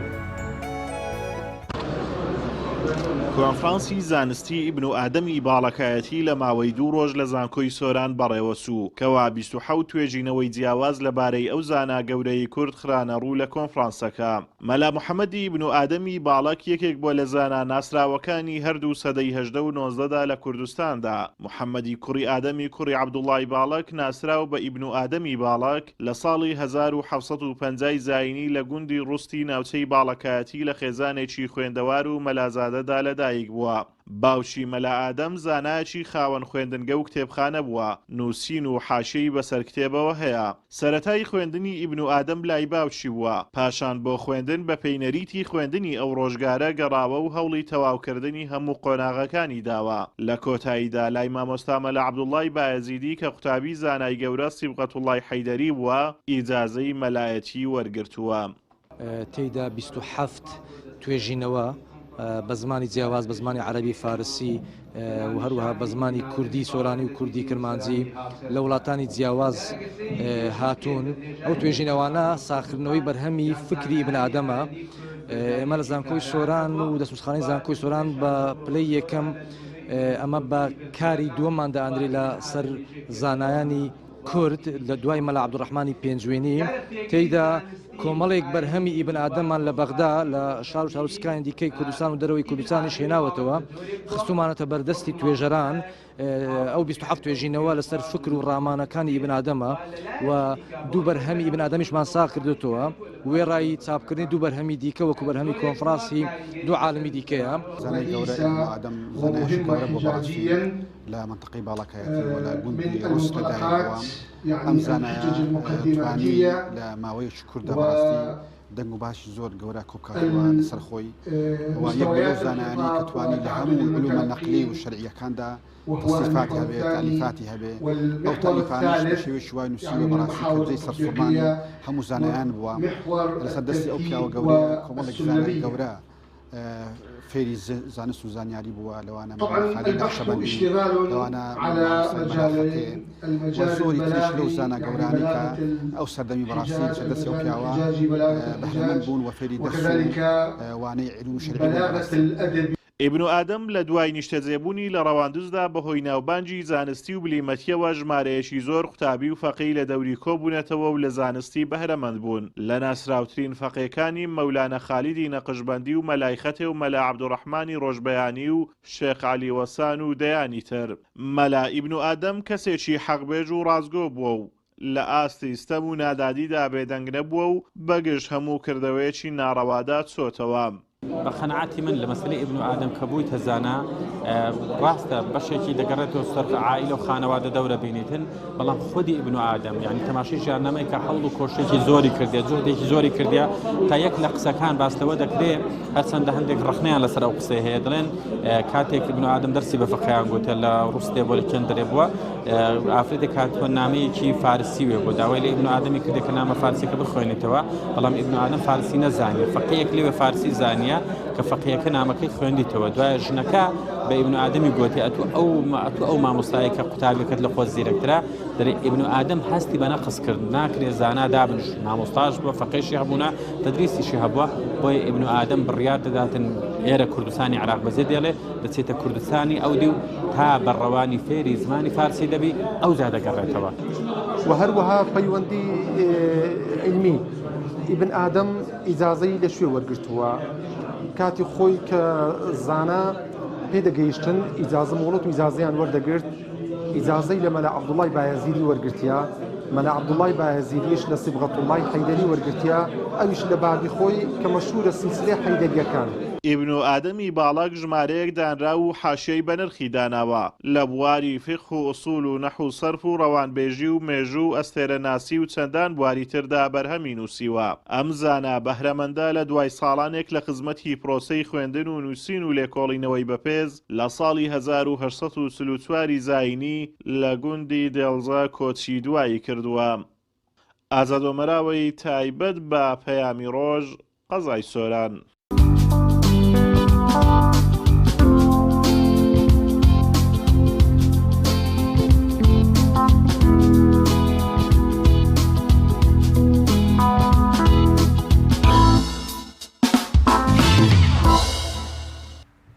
ئیلاهی ئەو من ئەو سەرگەرمی وەستیاوەرە منیش تۆ ئەو باو سینیگا و ڕوخساوەرە منیش تۆ پەپولەی من شانە دەکا پرشی ڕۆژ ئەو مەیلی بۆنە و نیگاورە منیش تۆ هەنگی شەرمم کە وەستت دەکا دەمرێ ئەو حەزی تینووی دڵداورە منیش تۆ سرم ڕامە پۆشم داماوە لە عیشقەی ئەو کوشتەی چاوی خماورە منیش تۆ دڵ حەیران حەی دەکەم بە ڕۆژ و شەو ئەو شەیدای باڵا چناورە منیش تۆ کەف و کوڵی ئەوینی من قوڵ ئەدا ئەو گاوری گوڵ بەهاورە منیش تۆ شەرمی ڕوومە کە بە ڕووکی دێمە ڕوو ئەو بۆ ژوانیە بێ قەراورە منیش تۆ کەیلی شادیم خۆشبەختم تۆ یارمی ئەو دیلی غەمزەی غەدارە منیش تۆ ئەوینی من شەرمە مەجنون بینوسێ ئەوینی من شەرمە مەجنون بینوسێ ئەو بۆ دەیلی کەفتەکاورە منیش تۆ وەلی تیاماوە شەیدای گەرمی من ئەو بۆ شەمی برینداورە منیش تۆ سوڕماوە سەری فەرهاد بەو ڕەنجەوە ئەو بۆ شیرین دڵ ئەو گاورە منیش تۆ شەونی سۆزت تەر دەکا زمانم ئەو شێتی خونچەی گوڵزاورە منیش تۆ دەروێشی لێ و کوڵم و بادەی گەرەکە ئەو بێخود دڵ برینداورە منیش تۆ هەراسان نیم هەرامە بۆ حزورت ئەو ناوڵەی چرکە دیداورە منیش تۆ چ بەختیارم بەختە باورم دۆستمی ئەو بەتیلەیە کامیاورە منیش تۆ شۆردومە دڵ نوقمی شایی و گۆڤەندە ئەو بە دووری دڵدڵزاورە منیش تۆ گاهێ دوورم گاهێ نزیکی ئەو بە وەسڵێ خەپەت باورە منیش تۆ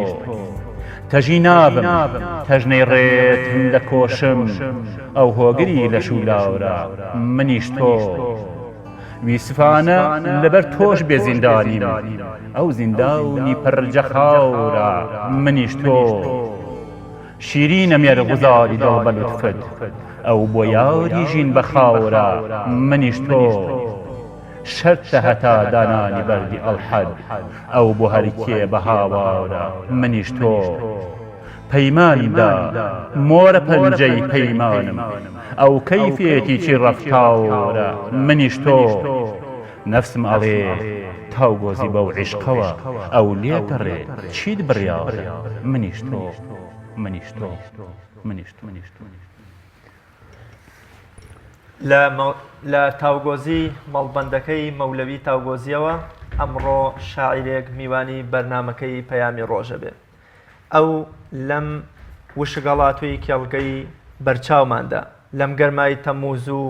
لەم گەرمای چلەی هاوینەدا دەیەوێ ئەو پرژێنی ڕوحمان بکە و ڕوحمان بە شعر و مناجاتەکان فێنگ بکاتەوە مامۆستا عەبدوڕەحمان تاوگۆزی شاعیر میوانی بەرنامەی پەیامی ڕۆژ مامۆستایان یاخوا بەخێر بی زۆر سپاس بەو شعرە جوان و مناجاتەی کە بەڕاستی ئەو پرژێنی دڵ و دەروون و ڕۆحی کردین یاخوا بەخێر بی سپاس بۆ ئەوەی ئازیزیش بەو ئومێدەی پەیامی ڕۆژ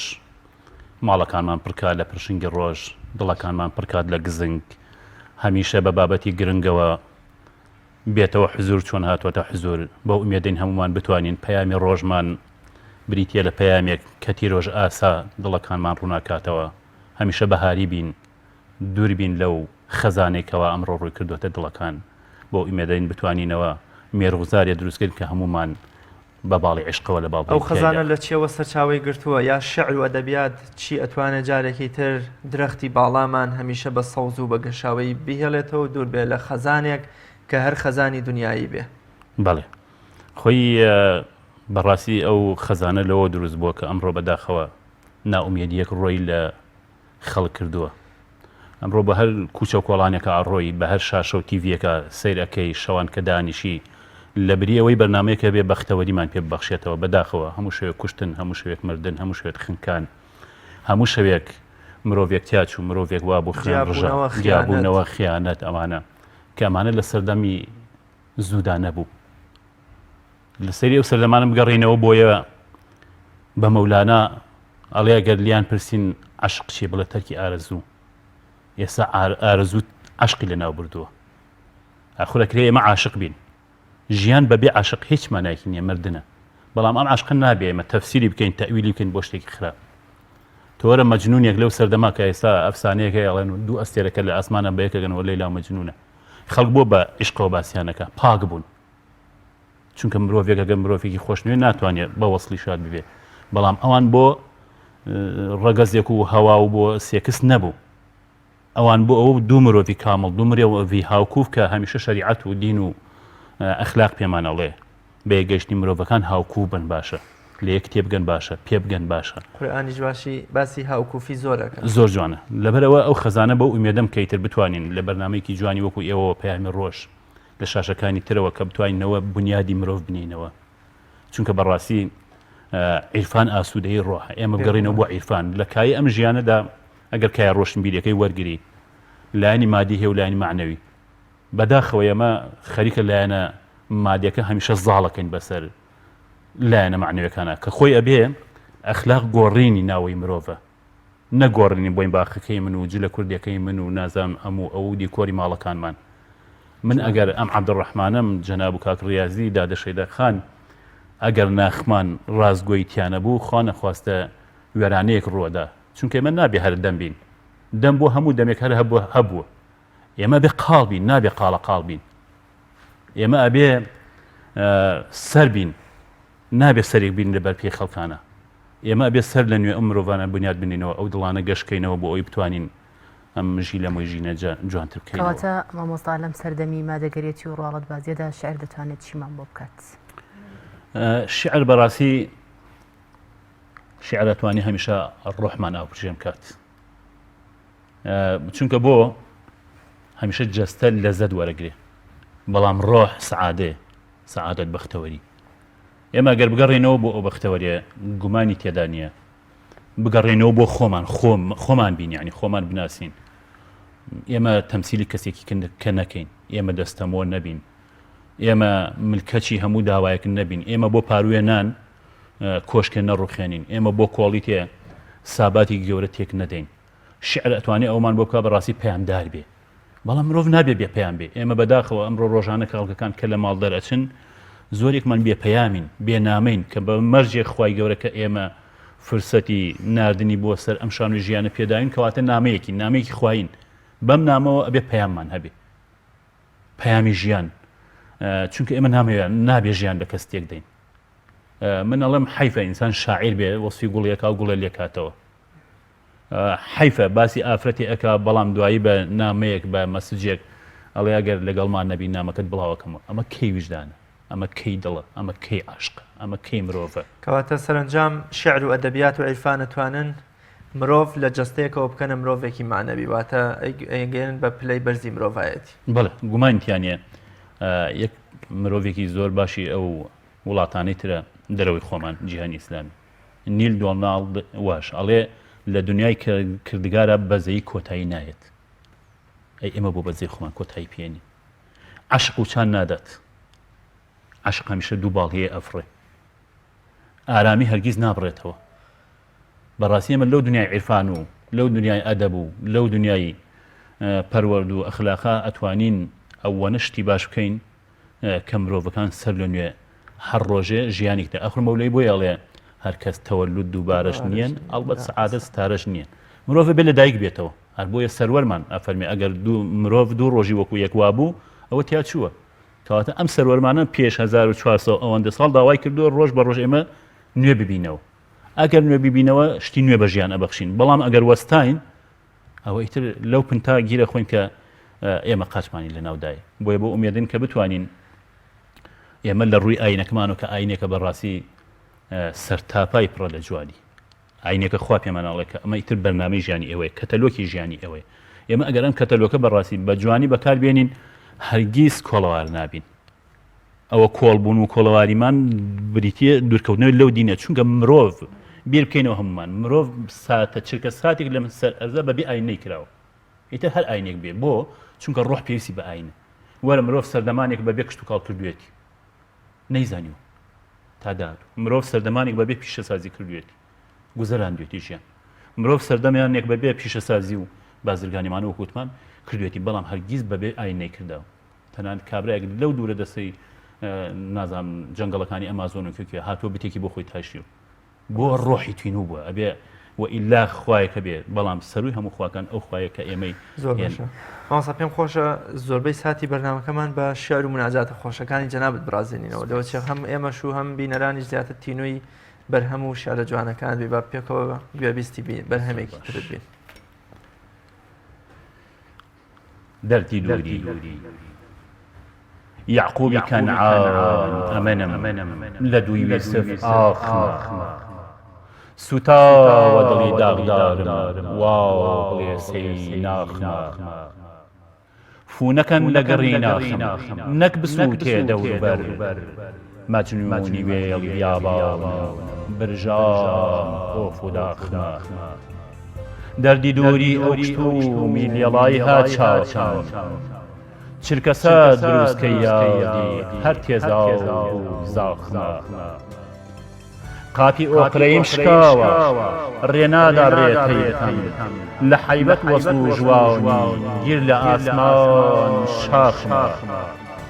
بێت و سۆراخی بگاتێم کەسێ دیوێ بەنیگاش وا دەزانم سولەیمانم سەرزەمینیش باخمە شنەی شەماڵی گەربێت و هەڵبکا بەڕووی مناو ئاگری هیجراون و دووری چواروەرزە لەیلاخمە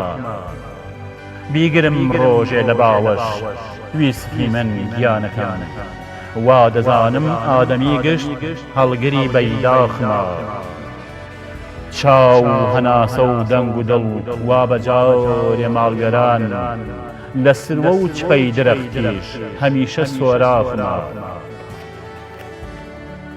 تۆ لەکوێ حەزرەتی ڕۆح خامۆشە دیوانی دڵ چراوخان تاریکستانە شادی دڵ قاچاغمە شین و زاریمە بەزار دڵ برژاوی دووری تۆ گەر بگا ڕۆژێ کراوست مژدەی چاوی ساغمە شکا شوشەی دڵ بەیادی هەواڵێ بێت بچمەلای ساڕێژێکی دەربژاونە خۆشتەی و پەرداخمە تاو گۆزی دڵی یعقوبت گەیشتە یوسفی شەم بڵێ ئەمڕۆ جەژنی منە پرشەنگی چراو ئامۆستا شعرەکانی تۆ زیاتر ئاینین یان لە بوارەکانی تریشا شعرە نووسیت؟ وەڵا شعر وەکو ئەڵێن فرە ڕەهاندە بەڕاستی بەڵام من هەمیشە وەکو نێوان خۆم و ئەو لایەنە عیرفانی و ئەو لایەنە ئاینی کە پەنجەی پەیمانم بۆ خۆیان داوە کە هەمیشە ڕازگۆ بم من نایم هەر شعرێک بنووسم من برادێکم پێوتم بۆ ئەم شعرە غەزەلیات و دڵداریەمانە کە بە باڵی ئافرەت شتا بەڕێ زیاتر ببورە کە ئەڵێتە خوار و ناینووسی وتم من ئەنووسم بۆ جوانی ئافرەت بۆ گەورەی ئافرەت بۆ ڕێزی ئافرەت بۆ شکۆی ئافرەت چونکە ئافرەت یەکێ دایکمانە یەکێ خوشکمانە یەکێ خێزانە یەکێ هاوسەر یەکێ ئەمانەی هەمووی شایانی ئەوەیە کە بەسەریا بنووسی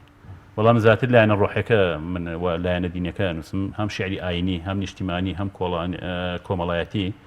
هەم نەتەوەی و تەنز ئامێز و ئەمانە اینجا چوارینە و پەخشان و ئەمانش هەمویان لەو بوارانە ئەلحەمدوللا ئەنووسم و تا بتوانشم ئەم پەیامە بە و پەیام بۆ خزمەت دەکەم بۆ ئەوەی بتوانین هەر هیچ نەبێ شەبکێ نقڵی وشەی جوان بە خەڵکی بکەین سەرکەوتوبی ئینشاڵڵا مامۆستا شعری زیندوو کامەیە وەکو شعرەکانی نالی و مەحوی و مەولەوی کە بە زیندوی دەمێننەوە و لە ناو خەڵکدا هەن شعری زیندوو و شعرەیە بەڕاستی وەکو باسی پەیامی ڕۆژەکەین پەیامدار بێ تۆ گەر گوێزێنی ناوکەی کە پوچە و پوکاوەتەوە هیچ کاڵکێکی نابێ ئەگەر هێلکەیەکە شتێکی جوانەڵێنێڵێن ژیان لە هێلکەیەکە چێ ئەم هێلکەیە گەر لە دەرەوە بیشکێنن ژیانێک تیاچێ بەڵام ئەگەر لە ناوە بشکێ ژیانێک دەست پێکە شیعرە بێ لە ناوە دەست پێ بکات ناوە پێش هەرکەس لە ناوی خۆمانەوە من ئەم شیعرانە نووسم ئەگەر دووشتی تیانە بێ هەرگیز نامێنێتەوە ئەویش بنەمای ڕازگۆیی بنەمای جوانی نالی بۆ ئەمێنێتەوە مەولەی بۆ ئەمێنێتەوە مەحوی بۆ ئەمێنێتەوە بێخود بۆ ئەمێنێتەوە ئەمانە هەمویان بەڕاستی ئەو شتانیان کەوتووە بە دڵ و تویانە بەو سەردەمەی ئەمڕۆ نییە کە بروسکەشی شعرێکە نووسێ و شەو بڵاوی ئەکاتەوە و ڕێزم هەیە کە ئیتر بە شانوباڵی خۆیەتە خوارەوە هەندێک کەسیش کۆمنتێکە نووسێ کە دەست و خۆش و چیچێمانە من ناکرێت دەستخۆشی لە هەر کەس هەموو کەسێک بکەم بەڵام تۆ وەرە مەولەی بۆ چێمێنێتەوە یەک چوارە شعرێکی کە وەرە باسی میعراجەکە باسی ئیسرا و میعراجی پێغەمبەر درودی خوای لەسەر بێ چەندها کتێب لەسەر ئەم کەڵەمەردە نووسراوە لەسەر چەند هەزار ساڵ تەی چەند حیجابات ذاتی حەق کەلام سوال جوابات چوو بوو دی بیستی کریا دریاوە هاتەوە حەڵقە هەر دەلەریاوە ئەم پیاوە ئەوە سەدەیەک لەمە بەرە زیاترش ئەنووسێت تا هەزارها ساڵی تریشە باوەڕ ناکەم هیچ شاعیرێکی عەرەب و کوردی تریش بتوانێت بەو شێوەیە ئەو بەسەراتە گرنگە لە چوارنی بە دێڕا بۆ وای لێ بکات بۆ گومانیتیانە جا بۆیە هەمووشە ئەو شاعیرانە بەڕاستی خۆیان بوون ڕەنگی کەسی کە نەبوو وەر تۆ مەولەویەک بەو هەموو کوردستانی چوار پارچەدا کە ئەگەڕێ یا مامۆستا نالی کە ئەڕوا یا مەحوی ئەمانە هەرگیز ئامادە نەبوون شیعر بە باڵای کەسە بکەن بە کاڵا بۆ خەڵکیان نووسیوە ئێستا بۆ نمونە کۆمەڵە شاعیری وەکو پەشێو بۆچی ئەمێنێتەوە لە ناو خەڵکە ها ڕۆژگار چەند شاعیری کە هەبوون بەڵام ئەوان بەجێمان پەشێو ئێستاش ئەلحەمدوللا چونکە هەمیشە ئەڵێ من هەمیشە ڕووم لە جەماوەرە و پشتم لە دەسەڵاتێکە کە بیوێ دەستەمۆ بکە ئەو شاعیرانە مەولەوی چەند هەشتی پێبەخشن لە سنە مزگەوتی پێبەخشن لەم دەشتی شارە زورە عەبدوڵڵا پاشای بابان کە ئەوێ زەی و شتی پێ بدا مڵکۆمانە بەڵام ئەو ناوێ ئەڵێ ئەگەڕێمەوە بۆ گوندەی سەرشاتەکە لێبووم و هەر لێوێشکە وەفاتەکە بە خاکی ئەسپێر شاعیرێکی وەکو حەمدی وەکو حەریق وەکو بێخود ئەمانە بەڕاستی کەسانێکن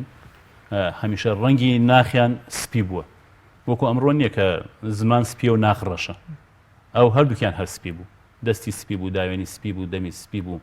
دڵی سپی بوو بۆیە هەروەکو ئەوە ماونەتەوە کە ئێستا شەتوانن بە بارانە شیعریان دڵەکانمان ئەو بتن زۆر باش مامۆستا خەڵک تا ئێستاش هەر چێژ لە شعری کلاسیکە بینە حەزی لە شعرێکی وەکوڵێ وەزن و قافیە و سەروایە بێوانتە لەگەڵ زیادبوونی شاعیرانێکمان کە لە بواری حڕ و شاری ئازادان نووسن هێشتا شعری کلاسیک ئەو ڕۆڵ و چێژ و گەورەی خۆی لە دەست نەداوە هۆکار ئێمە بۆچی ئەگەڕێتەوە هۆکارەکە گەڕێتەوە پێم وایە بەڕاستی شعری کلاسیک وەکو بڵێ هەر لەگەڵ دروستبوونی ئێمە ئەوی شاتۆتە ناو اینجا شتێکی ساتەوەختی نییە بەڕاستی بە قوڵداچوونە بۆی و پەیامی جوانتری پێ ئەکرێ خۆشیاری ئازادی شعری زۆر جوانمان هەیە شاعری زۆر باشمان هەیە بەڵام وەکو چی وایە وەکو شعر کلاسیکی بۆ چۆن مرۆڤ ناوێکی لێ ئەنرێ ئەم ناوە هەر لەگەڵا بە تەمە درێژای تەمەنی ئەڕوا شعری کلاسیکیش تازە بووە بە بەشێک لە ژیانی ئێمە چونکە تۆ ناتوانانی مەحوی بخێتە کەنارەوە ئێمە ناتوانین وەفای بخێتە کەنارەوە ئەو شاعیرە گەورانە بۆ نمونە سەیدی هەورامی و میرزا عەبدولقادری نەزان پاوەی و کێوکێکی ئەمانەمان کە هەیە هەمویان ئەمانە کەسانێکن بوونەتە بەشێک لە ئێمە کولتوری ئێمن ئێمە توراسی ئێمن چونکە ئەوەنشە جوان شتیان وتەوە تۆ وەرە سەری حاجی قادری کۆیکە ئەڵێ معلومە بۆچی حاجی وەصفت دەکا بە کوردی تا نەڵێن کەس بە کوردی تا نەڵێن قەت بە کوردی نەکراوە وەصفی باری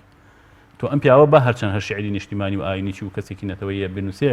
بەڵام سەرنجام ئەگەڕێتەوە بۆ کە من وەصفی تۆ ئەنووسم بۆ ئەوی کەس گلەی ئەومان لێ نەکا کە ئێمە بە باڵای تۆدا ناڵێن تۆ هی ئێمەی ئێمەشی تۆین لەبەرەوە شعری کلاسیک من پێم وایە هەمیشە ڕەنگێکی ڕەسەنترە و ڕەنگێکی جوانترە و قماشێک هەبوو جاران کە یان و زۆر ئەسڵ 45 بە 55 پێم وایە بێ شعری کلاسیک ئەو 45 بە 55 هەر لە دەست نەداوە هەر بەردەوامیش ئەبێ و لەگەڵ ئەوەشا پێم وایە شعری جوانی ئازادیشمان هەر هەیە گومانتیانەوە هەر ئەش بێت چونکە ئەمە ڕەوتی ژیانەی تر کەسێک حەزی لەوەیە بەڵام کەسێک حەزی لەوە بەڵام ئێستا خۆشبەختانە گەرەگەڕێتەوە بۆ فەیسبوک و سایتەکان و ئەو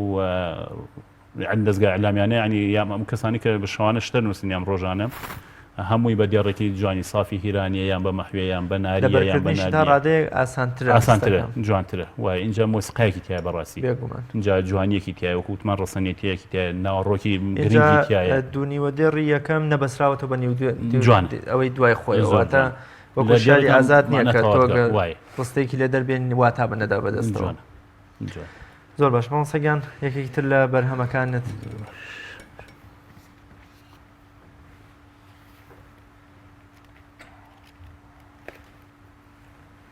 شنیای شعرە گوڵم نووسی بۆ تەڕتەڕ بەنمەی باران شێوە و ڕەنگی تریفە و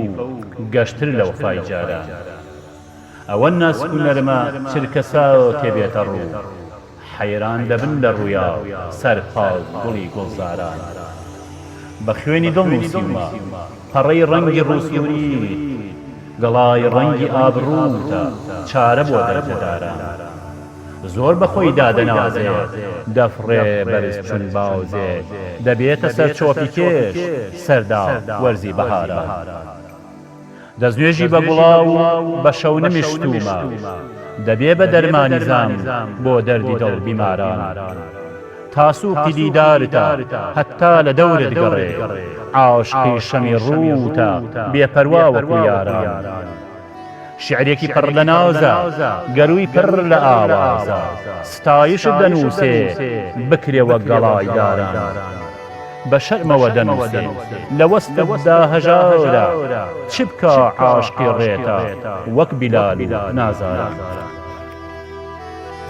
لە دەوری باڵات گەڕێ پیت و پەیوە و ڕستی من لە دەوری باڵات گەڕێ پیت و پەیوە و ڕستەی من شعرم قوربانی باڵات چرای ڕێگای ڕێبواران چی بکەم شەشێک نابم شایان دێ بۆ وەستی تۆ تاوگۆزی قوربانی تۆ ئەی سەرداران تاوگۆزی قوربانی تۆ ئەی سەرداران یاخوا دەست دەمت خۆشە مامۆستاگیان زۆر بەخێر بێ ئێمە لەبەرێک کاتی بەرنامەکەمان بەرەو کۆتاییە چێت لەوە زیات نەمانتوانین لە خزمەت خۆت و بەرەمەکان تابین یاخوا بەخێر بە هەر لێرەوە تا تاوگۆز ڕێز و سڵاو و خۆشەویستیمان بۆیتە و هەمیشە ئینشەڵا لە لووتکەدا بتبینین و مناجات و شاری جوان پێشکەشی شعر دۆستان و ئەدەب دۆستان بکەی بە ئومێدی ئەوەی جارێکی تر ڕۆح و دڵی بە کەلاوە بوومان ببێتەوە بە چراخان و بەرەو حەقیقەتی باڵا هەنگاو بنین کە بریتە لە ڕەزامەندی خوا یاخوا بەخێر بیت دەستان خۆش و سڵای و گوڵای و دەستخۆشی منیش بۆ ئێوە بۆ ئومێدەم ماڵە جوانەکەتان هەمیشە بەهاری بێ و بتوانین دڵەکانمان هەمیشە بەم شتە جوانانە ئاودەن دەستان خۆش و سپاس بۆ ئێوەی ئازیز بەڵێ بینەرانی عزیز پرۆگرامی ئەمڕۆمان بە کۆتا گەیشتە پرۆگرامێکی دیکە پێتان شادەبینەوە بەخوای گەورە و باڵا دەستان سپێرین خواتان دەکەن